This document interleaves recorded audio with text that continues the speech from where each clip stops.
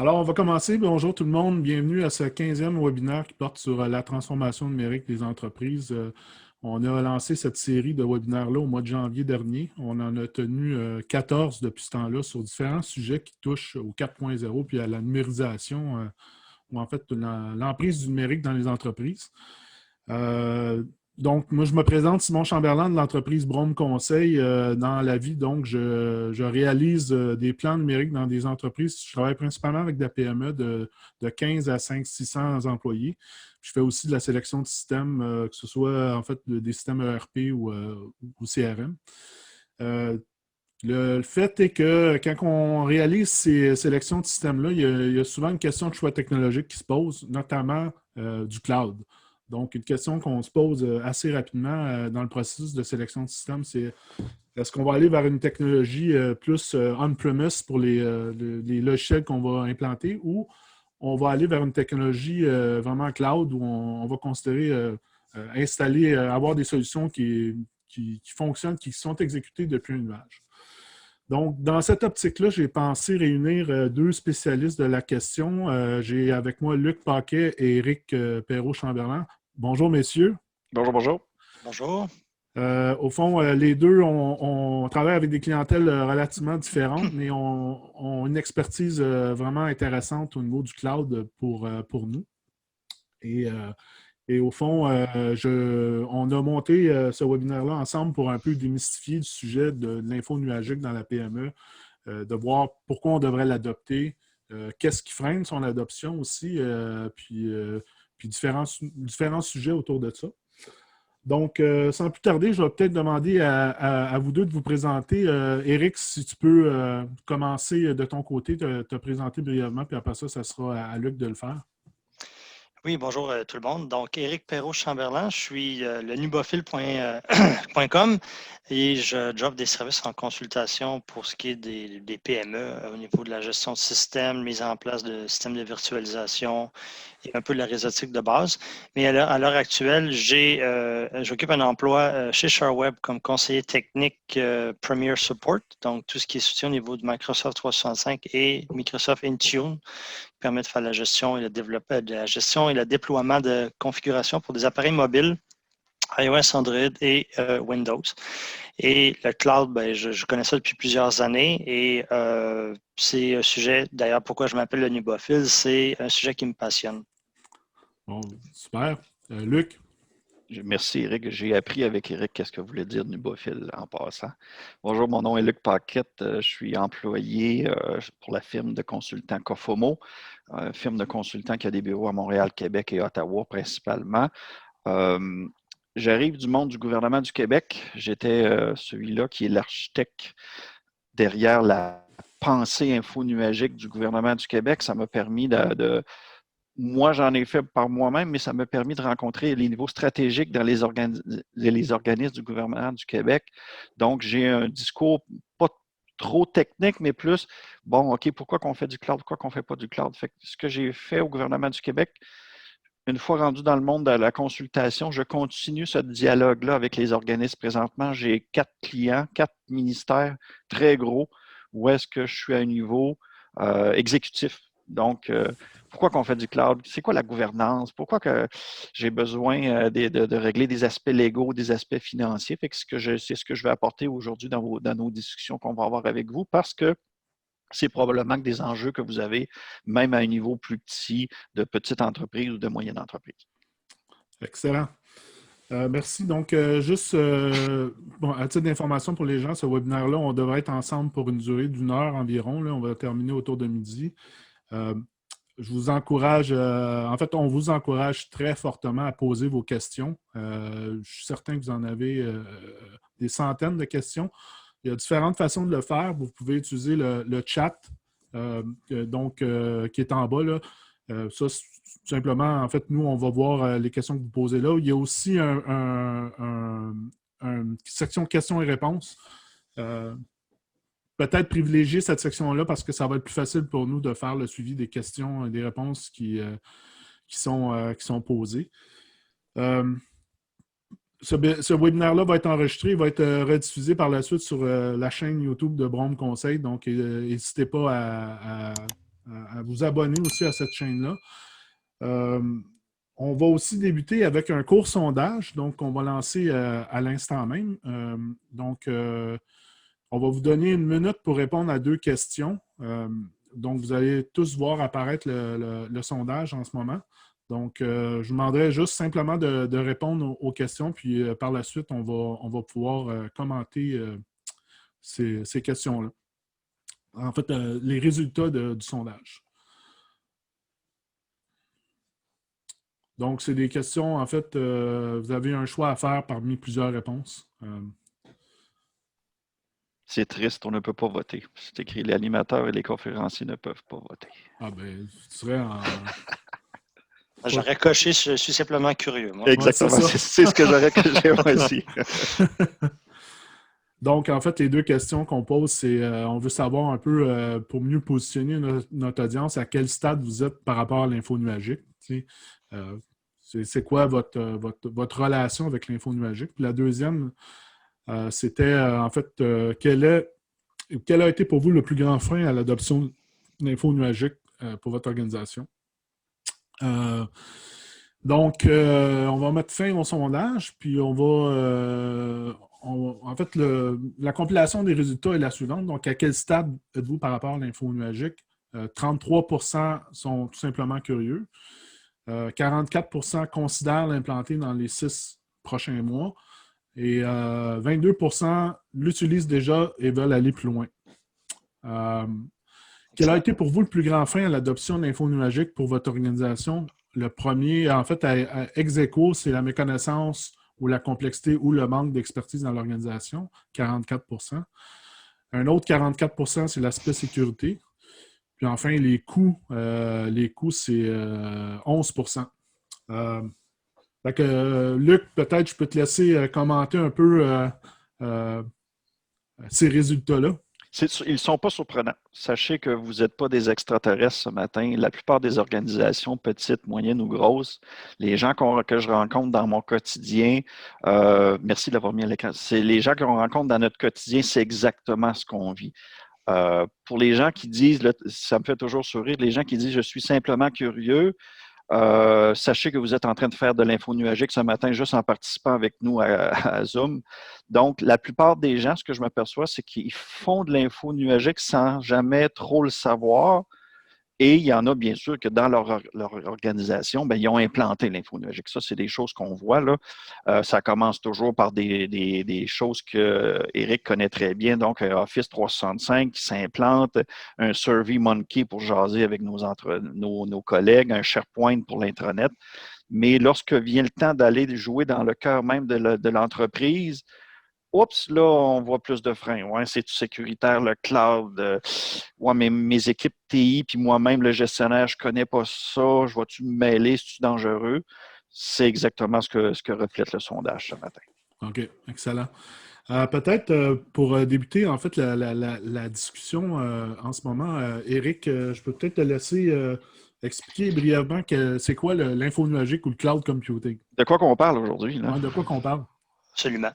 Donc, effectivement, merci beaucoup pour la question. L'info nuagique, comme le nom l'indique, c'est l'informatique dans le nuage, mais le nuage étant faisant référence à ce qui est flou ou un assemblage de gouttes d'eau dans le ciel qui est un nuage, mais en fait, l'analogie est un peu la même ici, c'est-à-dire que vous avez une quantité, plusieurs milliers, plusieurs dizaines de milliers de serveurs informatiques qui font le traitement de données et le stockage. Tout ça sont mis ensemble dans plusieurs centres de données et votre machine virtuelle va rouler sur un de ces serveurs-là. On ne sait pas lequel et ça nous importe peu parce que c'est basé, comme je le disais, sur la virtualisation qui est une abstraction matérielle. Donc, ça ne tient pas compte du matériel qui roule en dessous. Tout ce qu'on veut, c'est une machine qui a 4 processeurs, 16 gigs de RAM, 32 gigs de disque dur ou de stockage ou 3 Tera ou 20 000 Tera si vous voulez.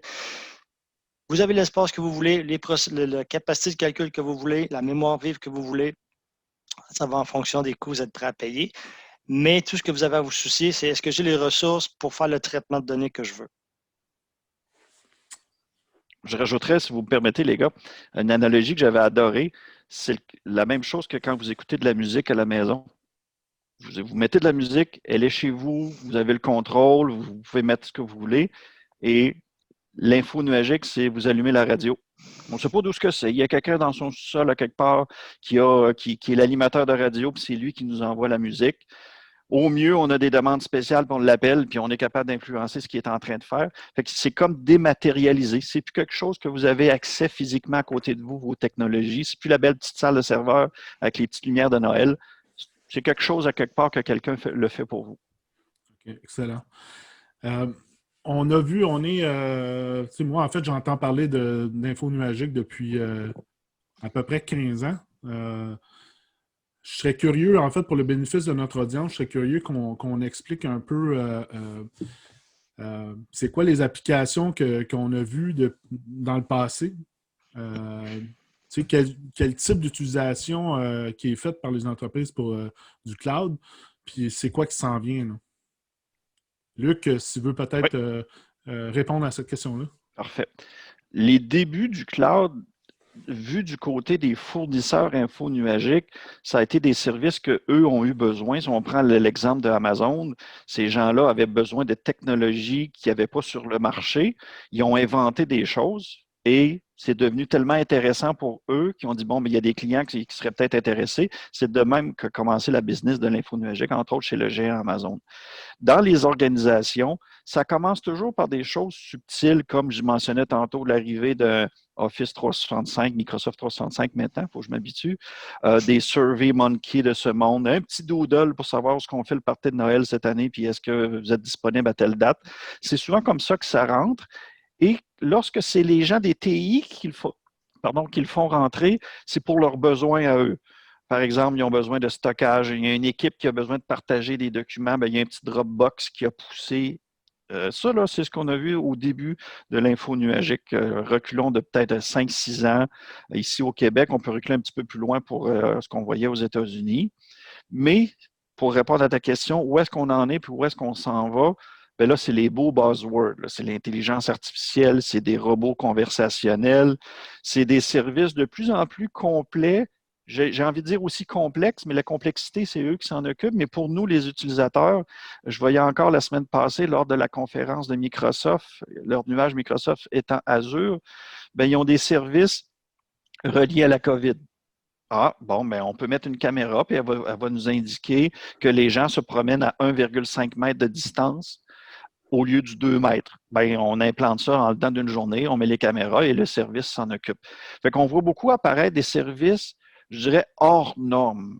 Au début, on parlait de serveurs virtuels, comme Eric mentionnait tantôt. C'est qu'on voyait notre salle de serveur rendue dans un service info nuagique. Fait qu'on entendait, ah ben, il y a des processeurs virtuels, puis il y a du stockage virtuel. Maintenant, ce que je vois poindre plus, c'est des services complets. Comme présentement, je suis en train d'implanter chez un client un centre d'appel qui ait 3 agents qui répondent aux appels ou qui en ait 3000. Ça ne change rien, c'est juste la facture qui va être plus grosse. Il n'y a aucun équipement à mettre en place.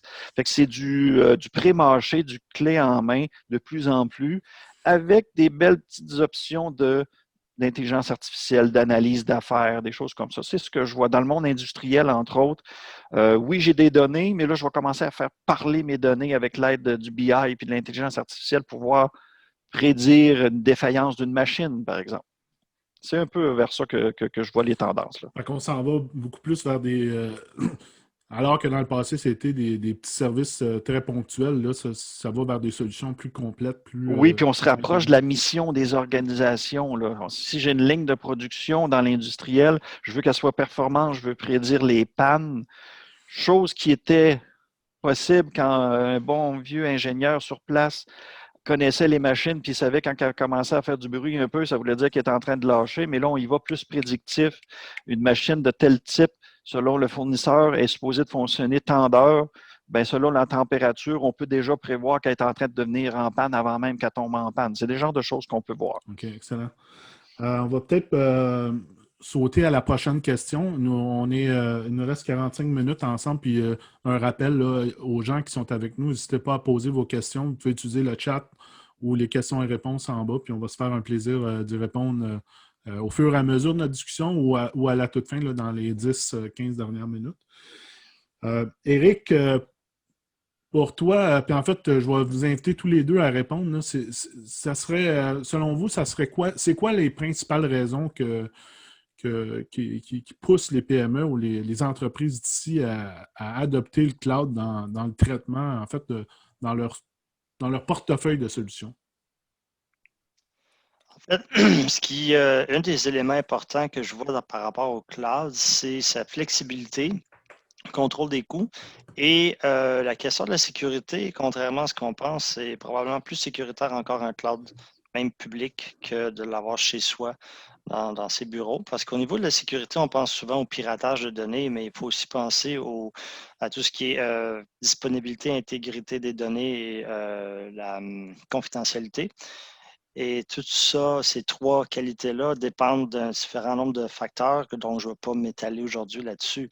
Mais par contre, une chose à retenir, c'est que les fournisseurs d'infos nuagiques, leur core business, c'est vous offrir des infrastructures qui sont fiables, performantes et sécuritaires au niveau des contrôles d'accès physique autant que des contrôles d'accès au niveau logiciel.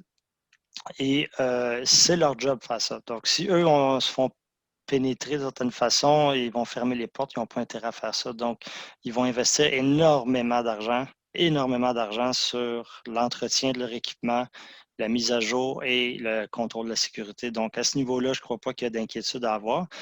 Le seul inquiétude qu'il y aurait au niveau de la sécurité, c'est comment on va l'utiliser soi, comment on va la configurer et les facteurs humains.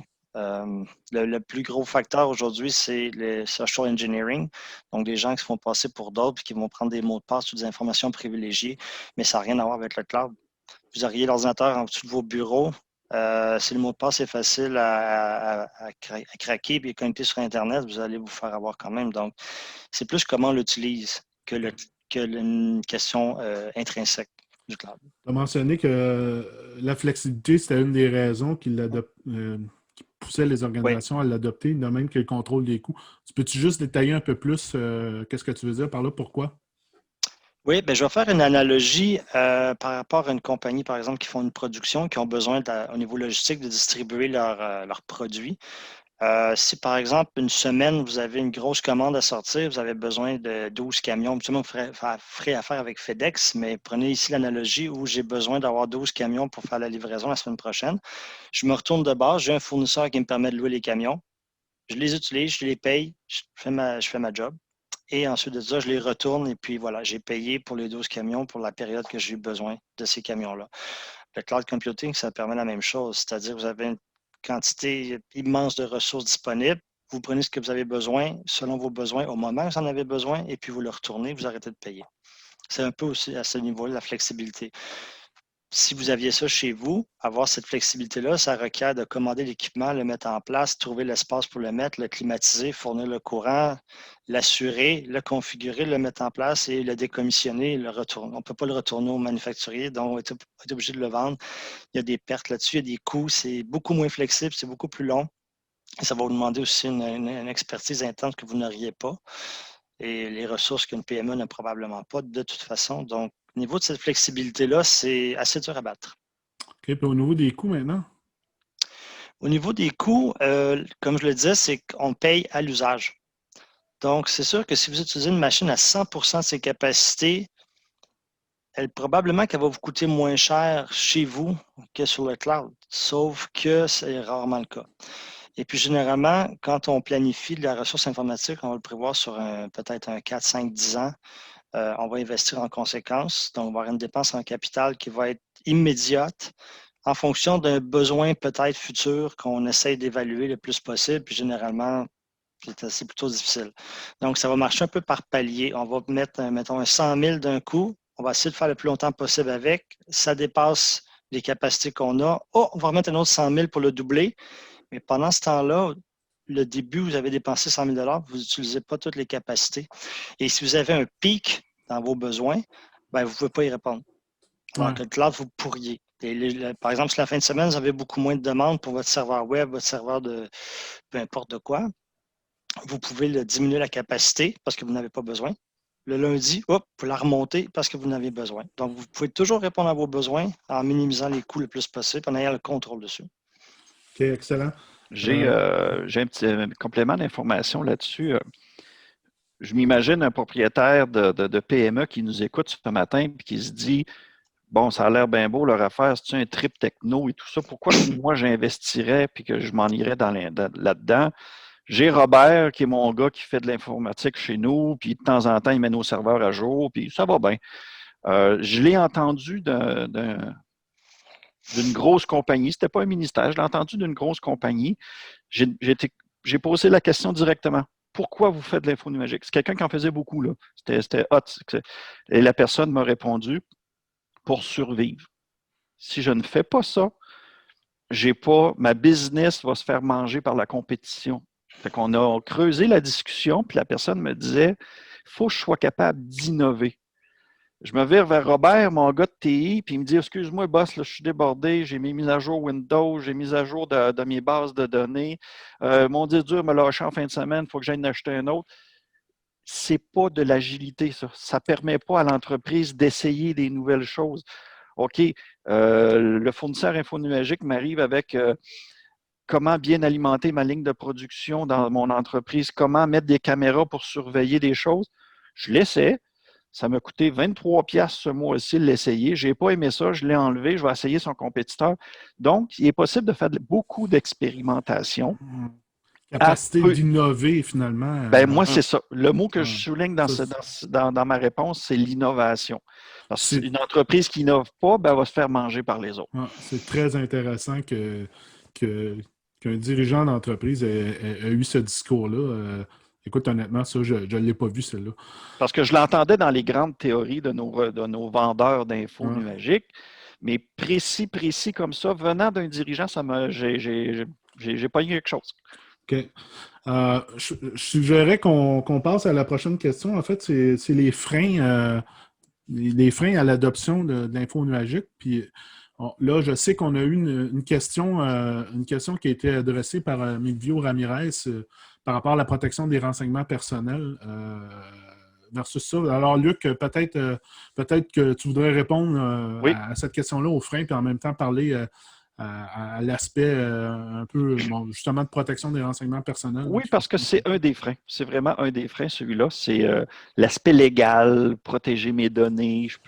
C'est celui-là que j'entends le plus. Tu sais, je vous disais tantôt que moi, mon quotidien, c'est avec les organismes publics.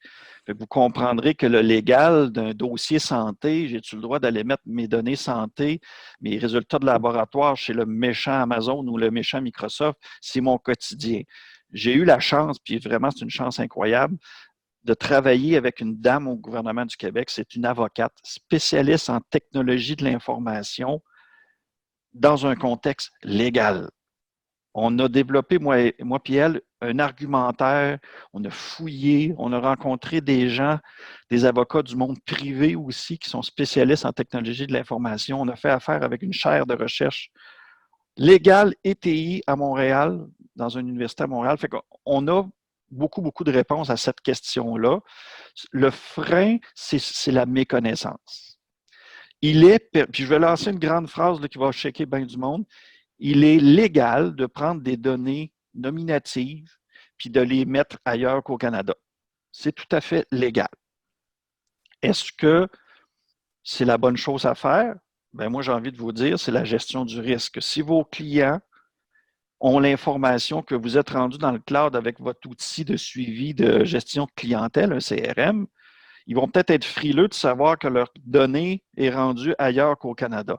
Sachez que la plupart des grands fournisseurs infonuagiques ont vu ce problème-là venir et se sont installés au Canada. Google, Microsoft, Amazon, ils ont tous des salles de serveurs au Canada. Fait que cet aspect-là pourrait être mis de côté juste en allant au Canada. Puis là, j'entends des gens réfléchir, ils vont dire « Ouais, mais là, c'est de propriété américaine, puis le méchant Donald, il va aller voir nos données, tout ça. » Il y a des lois pour régulariser tout ça. Si vous fouillez un peu, ça s'appelle le Cloud Act. À la demande des fournisseurs infonuagiques, le gouvernement américain a mis en place une loi sous M. Obama pour faire en sorte que quand quelqu'un du FBI veut venir voir qu'est-ce qui se passe dans ma boîte de courriel pour rendre ça, ça y prend une permission spéciale, il faut qu'un juge, etc., etc. Je ne rentrerai pas dans le détail. Fait que c'est souvent une incompréhension des lois qui va être un plus gros frein. Rajoutons la sécurité qui est très en lien avec ça. C'est-tu sécuritaire le cloud? C'est-tu pas sécuritaire? Et ben, vos gens de TI, souvent, n'ont pas le temps de se mettre les mains là-dedans puis d'apprendre. Fait que c'est la méconnaissance du cloud. C'était pour ça d'ailleurs que les questions tantôt qu'on vous a posées étaient un petit peu en lien avec ça. C'est quoi cette bébite-là? Il faut que je fasse confiance à un fournisseur qui va manipuler mes affaires. Déjà là, c'est juste cette phrase-là fait peur à bien du monde. Fait que c'est souvent la méconnaissance. D'ailleurs, c'est pour ça qu'on se rencontre aujourd'hui avec vous, pour essayer d'enlever certains de ces freins-là, mais la conversation doit continuer, par exemple. Donc, là, je veux juste être certain de bien comprendre. Là, ce que tu dis, c'est que comme entreprise, on peut décider de stocker les données où on veut. Il n'y a rien qui empêche ça légalement. Point de vue légal, il n'y a rien qui vous empêche d'aller mettre des données à peu près n'importe où sur la planète. C'est plus le gros bon sens qui va dire « Ouais, je ne suis pas sûr que je vais aller mettre ça en Corée tout de suite. » Tu sais, là, puis bon, c'est... Quand j'ai un choix de menu qui en me fait, dit je ne suis même pas sûr qu'ils ont des centres de données en Corée du Nord. Là. Non, mais en Chine, un des plus gros fournisseurs, Alibaba, est en Chine, entre autres. Mais pourquoi faire exprès? Si dans le choix de menu, je peux le mettre au Canada, pourquoi pas? Mais si vous n'avez pas ce choix de menu-là, puis le service est juste offert, comme présentement, le Zoom, là, ce qu'on fait là aujourd'hui, il n'y a pas de salle de serveur Zoom au Canada, en tout cas, la dernière nouvelle que j'avais. Mais ça ne doit pas nous freiner.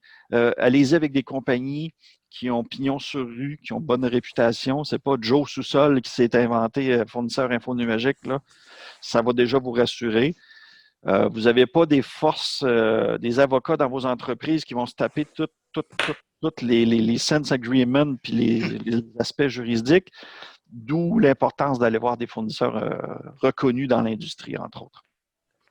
D'ailleurs, excellent point parce qu'au niveau, par exemple, de Microsoft, eux, comme ils ont des clients à l'international, ils doivent respecter les, je ne sais pas combien de dizaines ou centaines de standards et de réglementations un peu partout dans le monde. Donc, leurs processus sont très stricts. Et puis, pour ceux qui sont clients de Microsoft, Microsoft 365, on peut aller voir dans la section qui s'appelle Security and Compliance, ou en fait le Trust Platform, où on peut télécharger tous les documents qui sont en lien avec ça et tous les audits qu'ils font faire par des third parties pour s'assurer qu'ils rencontrent les normes et sont particulièrement sévères. Donc, au niveau sécurité, j'aurais pas vraiment de crainte là-dessus. Non, c'est ça. Hein. C'est vraiment plus... tu peux te poser la question, ceux qui fonctionnent on-premise beaucoup, à quel point c'est secure. Ça, c'est un débat qui est le fun à avoir, ça.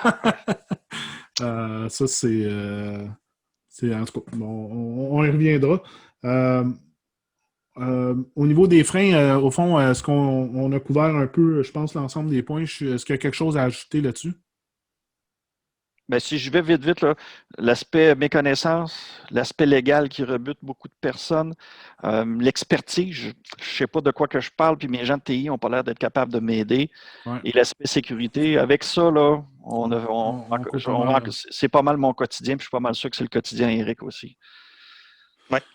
OK. On avait, dans notre agenda, on avait parlé des problèmes qui sont les plus fréquemment rencontrés par ceux qui adoptent l'info nuagique. Je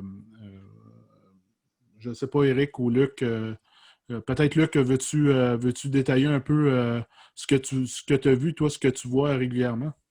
C'est sûr que ça a un lien avec les freins, mais si on y va un petit peu plus technique, les problèmes, c'est que l'environnement que vous avez chez vous, dans vos industries, dans vos entreprises, des fois, elle n'a pas évolué. Fait que vous avez une dette technologique.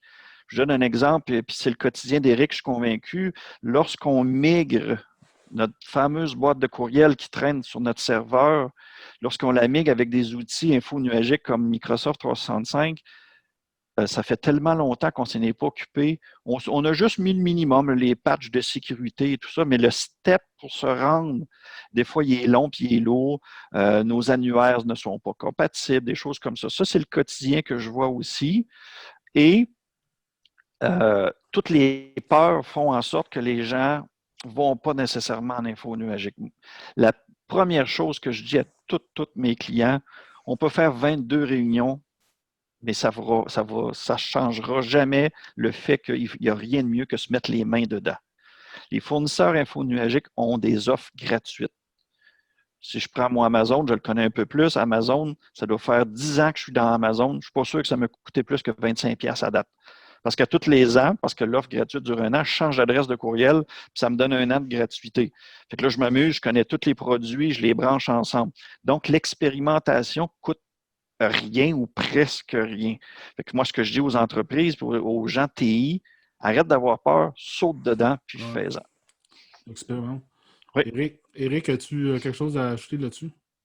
Ben, je te dirais que niveau technique, une chose des fois qu'il faut aussi prendre en compte, c'est dépendant quand on veut scaler nos services, soit à l'interne ou à l'externe, dépendant si nos utilisateurs sont à l'intérieur ou à l'extérieur, des fois, il y a aussi une question de réseautique qu'il faut s'assurer de suivre et de connexion Internet. Maintenant, aujourd'hui, avec la COVID, il y a beaucoup de télétravail. Si tout était à l'interne chez vous, vous avez une petite connexion 10 mégabits, ça se peut qu'il y ait beaucoup de problématiques au niveau des connexions, transfert de données, interruptions, etc. Qui plus est, rarement on a 2 connexions Internet, on va en avoir une, donc il n'y a pas de redondance. Avec le cloud, on n'a pas ce problème-là. Et puis, ça peut scaler en masse. Vous pouvez être 20 000 utilisateurs sur vos services, ça va fonctionner. Donc, mais par contre, c'est ça vraiment ce que vous n'avez pas comme problématique avec le cloud, vous pourriez l'avoir à l'interne.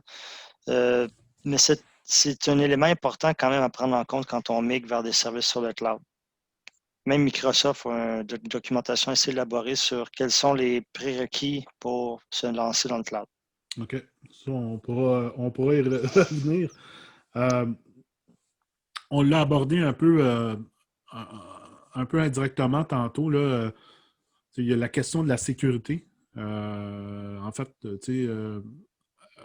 aller vers un fournisseur de services infonuagiques, c'est-tu sécure, oui ou non? C'est quoi un peu, qu'est-ce que vous faites dire là-dessus pour rassurer les gens? On a parlé un peu tantôt, il y a des standards de sécurité, mais c'est quoi, quelle garantie les gens y ont là-dessus? Là? Dans le fond, mettez-vous à la place d'un dirigeant de PME qui décide de migrer certains services vers le cloud, mais quelle garantie qu'il y a que c'est sécuritaire? Vas-y, Eric, je te laisse y aller. Parfait. J'aimerais justement identifier la question de sécurité est quand même assez large. Par exemple, est-ce qu'on parle du contrôle de nos données? Est-ce qu'on parle de gens qui sont non autorisés à accéder à nos données? Mais il y a aussi la rétention des données, à savoir, oui, mon serveur chez nous, il fonctionne bien, mais la journée qui crash, est-ce que je perds tout? Est-ce que j'ai un plan de relève? Est-ce que j'ai des backups? Est-ce que j'ai de la redondance? La redondance étant, j'ai mes copies de données à au moins 3 lieux différents ou sur 3 supports différents. Le cloud, dépendant comment on le configure ou on l'architecture, généralement, à la base, c'est déjà fait pour être redondant et résilient. Et il y a très peu de risques de perte de données. Amazon, par exemple, a ce qu'on appelle un SLA, un Service Level Agreement, qui vous garantit une disponibilité dans les 5 9, donc 99,999%, ce qui représente environ 50 minutes de panne dans une année au complet. Et pour ce qui est de la perte de données, leur service de stockage, on parle plus de 6 ou de 7-9. Je me souviens plus exactement de mémoire. Il y en a 11, celui-là. C'est ça. Donc, vous risquez peut-être de perdre 0,01% de vos données sur. Et puis proche de zéro, en fait, parce que dans les faits, c'est redondant à 2 ou 3 endroits différents. Donc, il y a un centre de données qui explose. Là, il y a un autre centre de données à quelque part qui va prendre la relève avec les données à jour. Presque. Presque Cela, les subtils, cela, si tu me permets, Eric, c'est que tous les outils pour rendre vos systèmes d'information, pour protéger vos données, existent. C'est l'analogie que je faisais à des amis l'autre jour lors d'un petit souper. Il y avait peut-être trop de vin, vous allez me dire, là, mais c'était je peux aller, moi, me faire un cabanon chez moi avec mes outils que j'ai dans mon sol. Ça va être le cabanon que je suis capable de faire selon mes compétences et mes outils. Mais si je vais à la quincaillerie du coin, le Renault Dépôt, le Rona, j'ai toutes les offres. En voulez-vous des matériaux? En voulez-vous de la sécurité?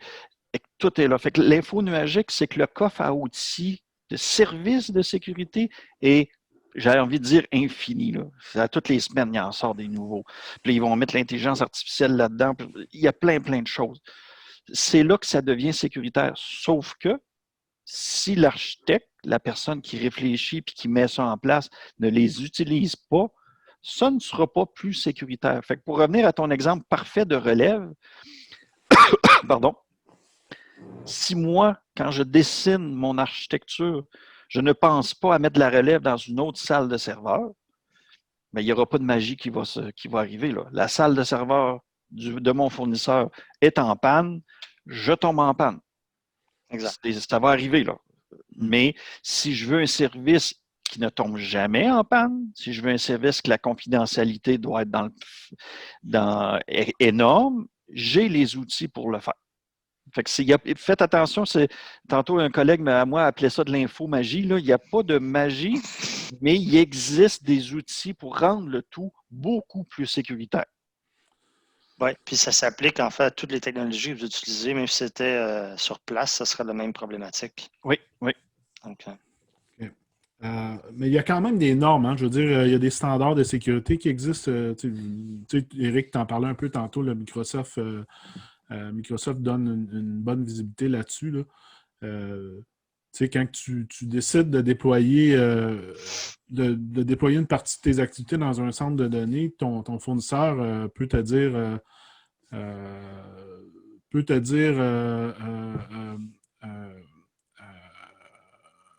je respecte telle norme tel standard de sécurité. Ça implique certaines vérifications par un organisme externe. Est-ce que tu peux nous en dire plus là-dessus? Au niveau, par exemple, de la sécurité, on a vraiment l'aspect de technique, technologique, mise à jour logiciel et tout, mais si on parle au niveau de la sécurité physique, il y a des contrôles d'accès physique assez poussés, là, de l'ordre de presque du mission impossible. Là. Les centres de données, généralement, sont derrière des murs clôturés avec des barbelés, des accès. Chacune des sections d'un centre de données sont contrôlées par accès avec carte d'accès, biométrie.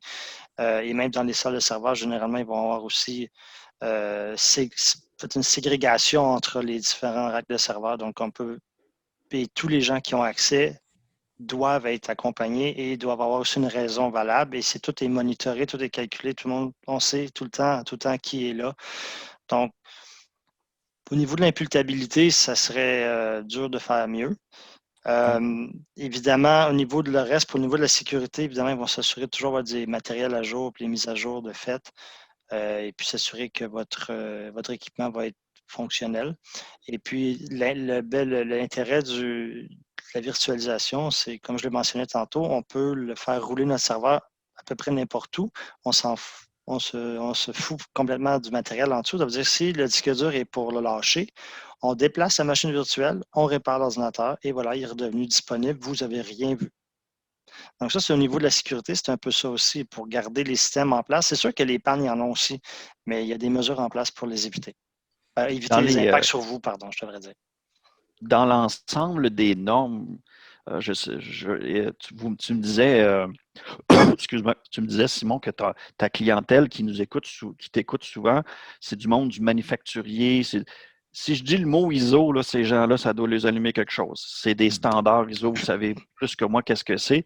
Mais dans le monde de l'informatique, les gens ne savent pas, mais il y a des normes ISO en matière de sécurité. Entre autres, la famille des 27 000 quelque chose.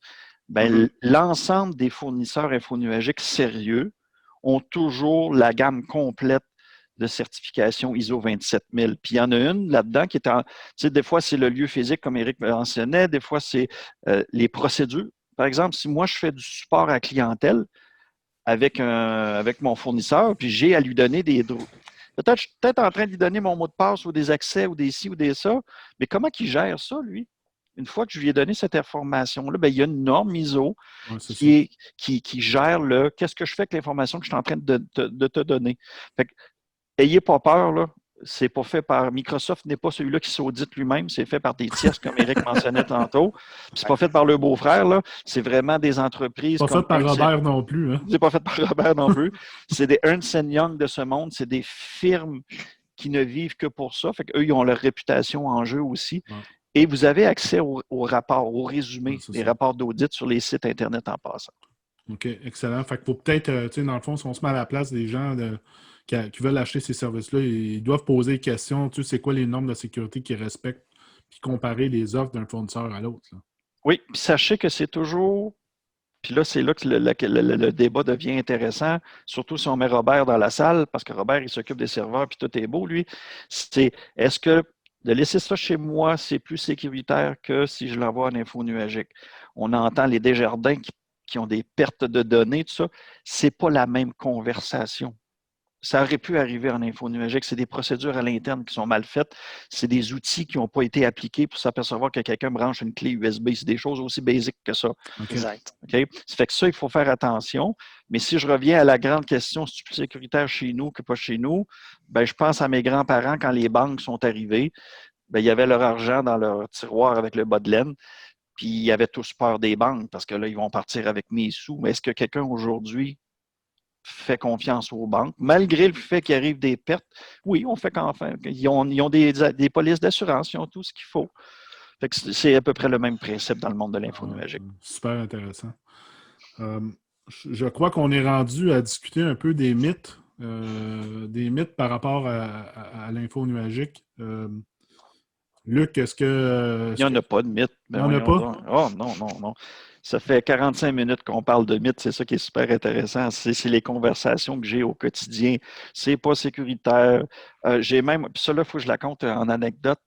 J'ai même un spécialiste en technologie de l'information qui me dit jamais je vais aller chez Amazon parce que quand je me suis acheté un livre hier sur Amazon.com, il m'a suggéré un autre livre qui pourrait m'intéresser. Il dit, imagine-toi si j'y confie les données de notre ministère au complet. OK, t'as peu, là. On parle, ça, c'est des mythes, ça. Ils pensent que ce qui s'est passé avec Facebook quand ils vendent nos données avec les scandales qu'il y a eu, ils pensent que c'est la même chose en info nuagique. Non. Quand vous allez sur votre Gmail ou sur votre Hotmail, vous avez plein de publicités.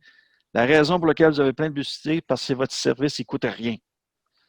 Quand vous commencez à payer pour de l'info nuagique, puis que vous allez dans les endroits sérieux, comme je mentionnais tantôt, défaites ce mythe-là que ce n'est pas sécuritaire, puis qu'ils vont tous regarder vos données. Ils n'ont pas le droit, puis ils vivent de leur réputation, puis de leur cote en bourse. Fait que c'est impossible que ces gens-là soit juste chez Microsoft, c'est 3 milliards par année le budget juste sur la sécurité. Fait que ce mythe-là, il faut le tasser, mais il n'y a rien de mieux, puis je reviens à ce que je disais tantôt, de se mettre les mains dedans puis d'aller voir l'écran qui. OK, des offres de services de sécurité, il y en a une, puis un autre, puis un autre, puis un autre, puis un autre. Vous allez. Croyez-nous pas, là. Allez voir, mettez-vous les mains dedans, puis allez voir des spécialistes qui vont vous accompagner là-dedans aussi. Moi, celui que j'ai vu beaucoup, puis je vais être intéressé de vous entendre là-dessus, c'est le côté captif des données, là, dans le sens que, tu sais, je sais pas, mets-toi à la place d'une compagnie qui adopte un système ERP, là, puis que toutes ces données sont rendues dans un cloud à quelque part. Le jour qu'elle décide d'aller ailleurs, peut-être de revenir en arrière avec une solution on-premise ou de prendre un autre fournisseur cloud. Est-ce que ces données lui appartiennent? Est-ce qu'elle peut les extraire comme elle peut ou elle a les mains attachées par rapport au fournisseur qu'elle a choisi? Je laisse y aller, Eric. Ben écoute, je ne peux pas répondre en détail à cette question-là. Par contre, ce que je sais des services, du moins que j'utilise, c'est que généralement, tu peux downloader tes données. Google le permet, entre autres. La question est, est-ce qu'ils vont te rendre la tâche facile? Peut-être pas, mais oui. Puis de toute façon, les données t'appartiennent. Ça, légalement, là-dessus, je ne suis pas un expert dans le niveau légal, mais les données t'appartiennent, tu as le droit d'y avoir accès. C'est une question que je rencontre. Ce mythe-là, je le rencontre souvent là, dans un. Imaginez-vous un ministère qui décide d'aller en info nuagique. Il aimerait bien ça avoir accès à ces données. Hein? Il n'aime pas l'idée de les perdre. Pardon. Assurez-vous que dans les contrats, si on fait affaire avec les géants d'info nuagique, c'est déjà réglé pour vous, que les données vous appartiennent, qu'ils n'ont pas accès pour des fins autres que la raison pour laquelle vous le confiez. Donc, ils ne feront pas de statistiques et ils ne vous enverront pas de pub. Mais à la fin du contrat, il y a toujours des clauses sur de quelle façon je peux récupérer mes données. Fait qu'aller dans des services qui respectent les standards de l'industrie, entre autres des boîtes de courriel, en Office 300, Microsoft 365, il faut que je m'habitue, en Microsoft 365, d'aller dans du Exchange, il y a des protocoles technologiques derrière ça, SMTP, IMAP, POP3, c'est tous des standards de l'industrie que s'il y a quelqu'un qui vous offre les boîtes de courriel en info nuagique compétiteurs à l'offre de Microsoft, il faut qu'ils respectent ces choses-là. Et s'il est moindrement brillant, il y a tous les mécanismes qu'il faut pour aller chez Microsoft puis ramener ça chez eux.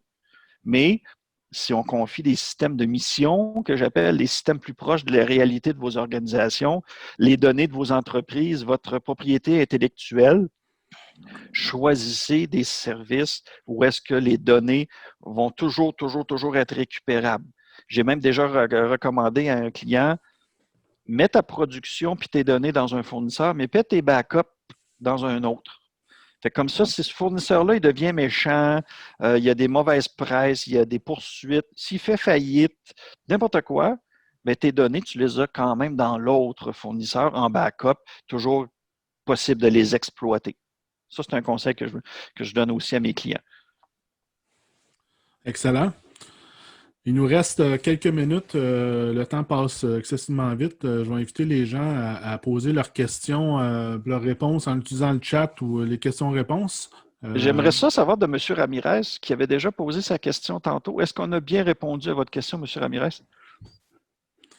En espérant qu'il est toujours là. Oui, il est encore là. Oui. On va juste aborder une dernière question avant de passer aux questions du public.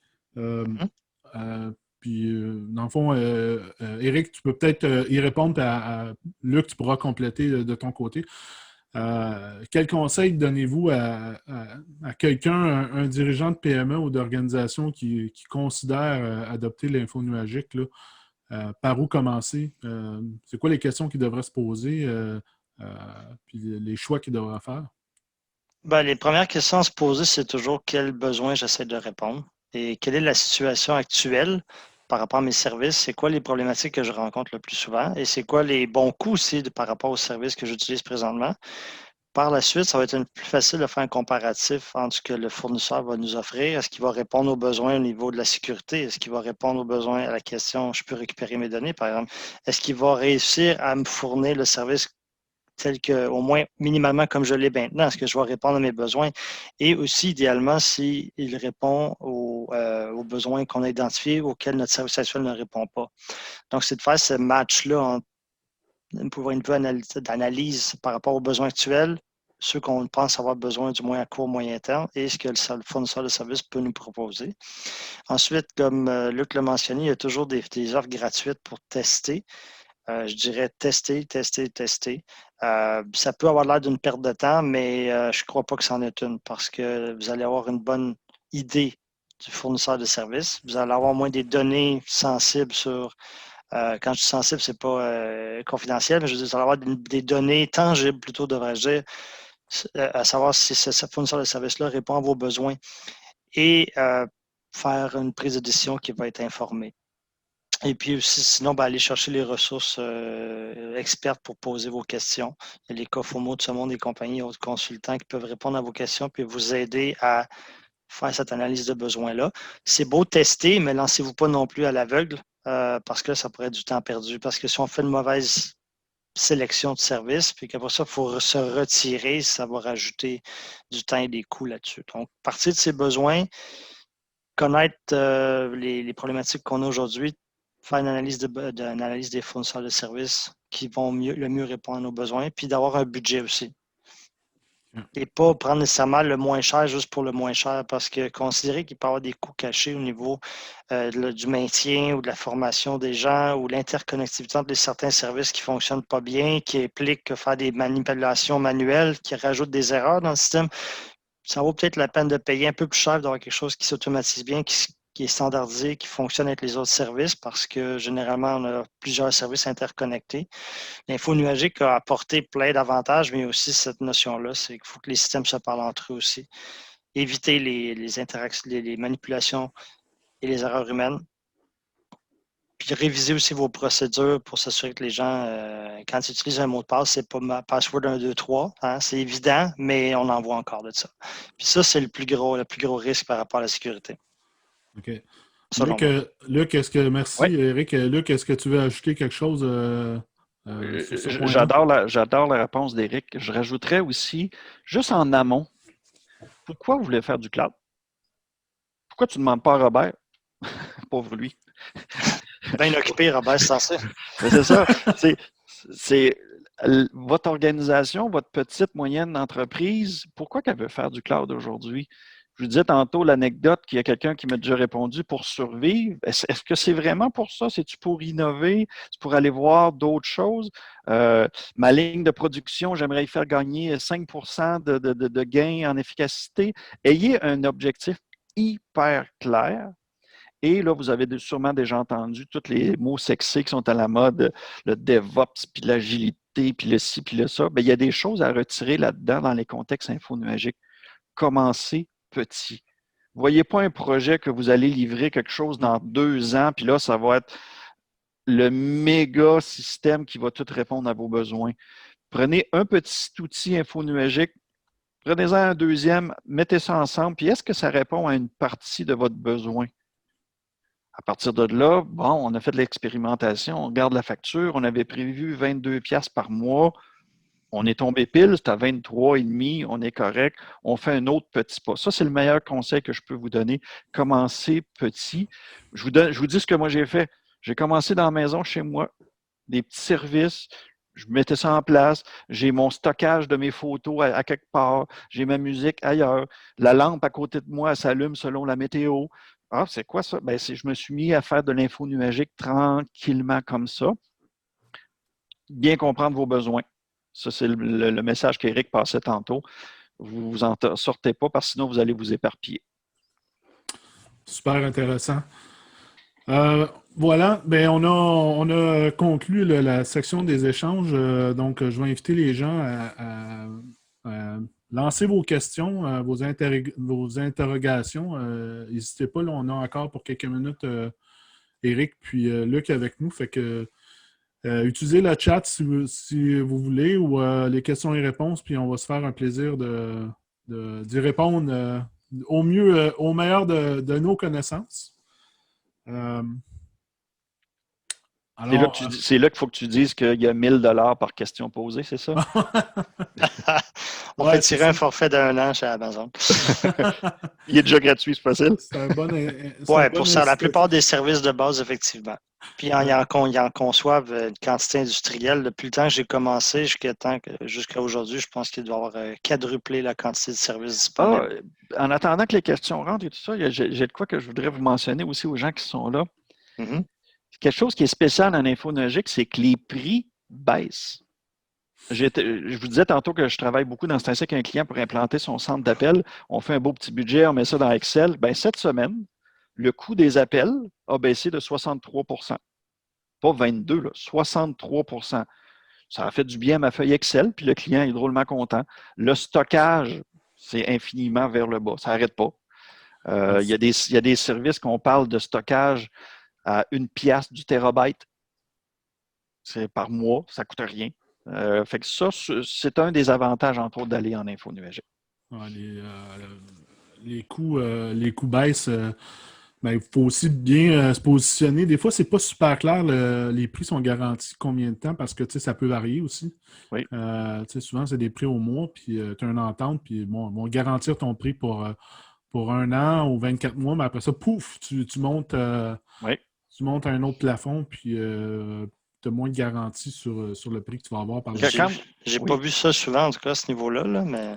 Ben, moi, je le vois, tu regardes l'hébergement web, tu le vois entre autres, avec des systèmes, les systèmes mission critical, là, des ERP ou des CRM, si on le voit moins, là, honnêtement, ils sont plus rigoureux là-dessus, mais je pense que c'est plus avec des petits services ponctuels que tu vas prendre rapidement, puis là, tu vois, tu as un prix très, très avantageux, mais quand tu regardes dans le détail, c'est qu'au bout de 24 mois, le prix change, puis là, ils vont te facturer.